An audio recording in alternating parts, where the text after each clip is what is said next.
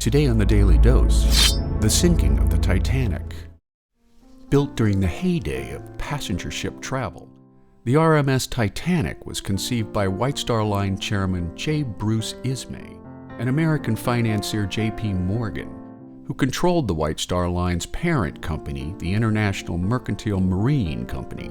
Facing increasing competitive pressures from the Cunard Line, which recently launched the Lusitania and the Mauretania, the White Star Line designed and built what they hailed as the greatest ship to ever sail the seven seas. Built in Belfast, Ireland, the Titanic was 882 feet and 9 inches long, with a width or beam of 92 feet 6 inches. Her total height, measured from the base of the keel to the top of the bridge, was 104 feet. She measured 46,328 gross registered tons, with a draft of 34 feet 7 inches. Captained by Edward J. Smith, the Titanic set sail on April 10, 1912, with 2,224 passengers aboard. Believed by many to be the first unsinkable ship, Titanic departed Southampton for port calls at Cherbourg, France and Queenstown, Ireland, before heading west across the North Atlantic for New York City. On board this most coveted and largest ship of its time were socialite notables such as British journalist William Thomas Stead and heirs to the Strauss, Astor, and Guggenheim fortunes. 4 days into the ship's maiden voyage, the unsinkable Titanic struck an iceberg just before midnight on April 15, 1912.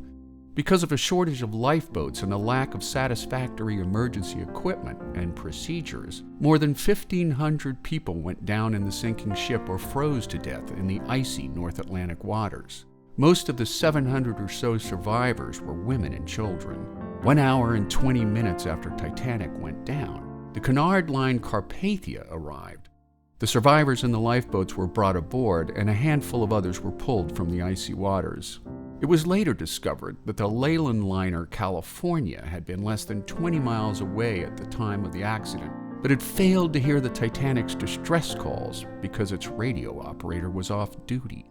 Announcement of details of the tragedy led to outrage on both sides of the Atlantic. In the disaster's aftermath, the first International Convention for Safety of Life at Sea was held in 1913. Rules were adopted requiring that every ship have lifeboat space for each person on board, and that lifeboat drills be held.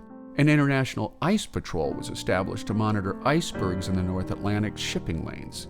It was also required that ships maintain a 24-hour radio watch. On September 1, 1985, a joint U.S.-French expedition located the wreck of the Titanic lying on the ocean floor at a depth of about 13,000 feet. The ship was explored by manned and unmanned submersibles, which shed new light on the details of its sinking.